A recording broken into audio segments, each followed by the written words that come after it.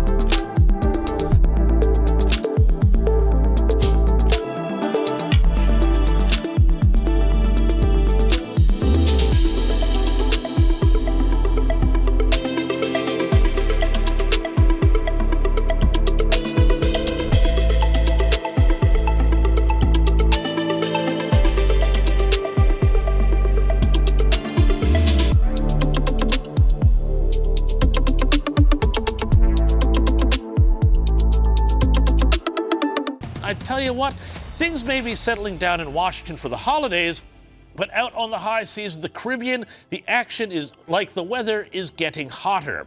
There have been some dramatic developments in the past 24, 48 hours that have largely escaped mention in the mainstream media, much less been subject to any proper explanation about what they all mean.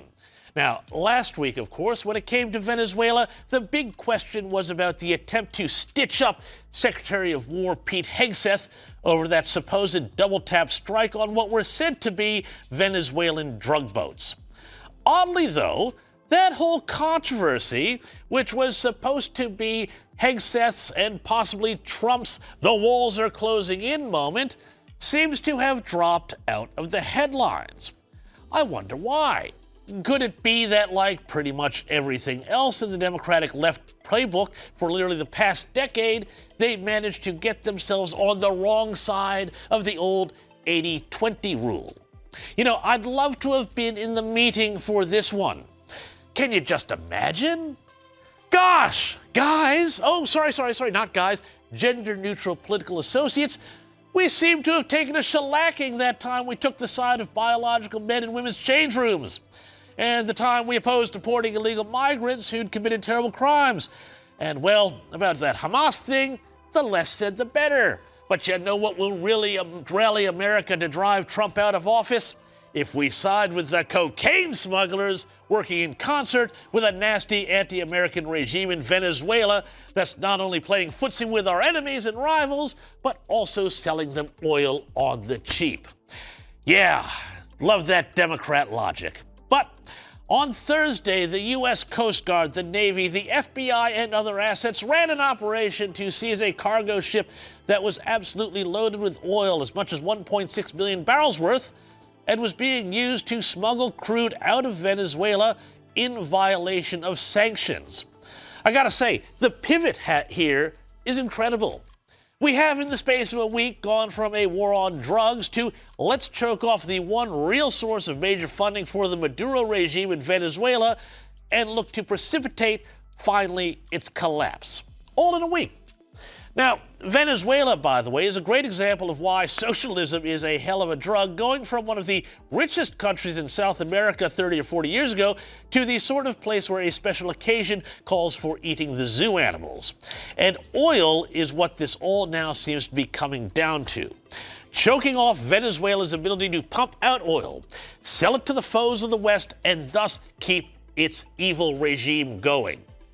Well, I don't need to tell you what comes next. What has happened in the past several weeks is that the U.S. has quietly but actively building up a fleet in the southern Caribbean, not so much designed for fast movement and quick action to take out drug smuggling speedboats. No. That, I think, was a fake, but instead to undertake strategic blockades of oil shipments in violation of sanctions. Now, the ship that the Coast Guard seized was seized using a complicated series of measures.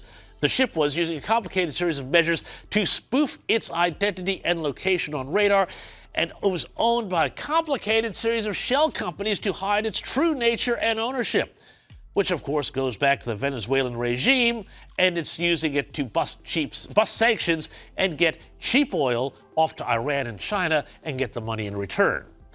Now, so far, this has been treated as an isolated incident, but I think it must be seen as a sign of what's coming next. Remember, Trump flagged Venezuela as a target back in his 2024 campaign. How about we're buying oil from Venezuela? When I left, Venezuela was ready to collapse. We would have taken it over. We would have gotten all that oil. It would have been right next door. And here's what Politico was told by Donald Trump in an interview earlier this week. Talk about so strategy. How far would you go to take Maduro out of office? I don't want to say that, But you want to see him out? His days are numbered. Indeed. Now, the administration has shown that it can intercept and disrupt shadow smuggling fleets and expose the networks that have kept Maduro afloat. This was just one ship, but really, if you look at it closely, it represents the entire model that Caracas has been depending on for years. If the Trump administration keeps up the pressure, it will fall over. Oil, even with sanctions, is the chief currency earner for the Venezuelan regime. They get a cut of the drug traffic, sure, but it is the oil that keeps their economy, what's left of it, moving.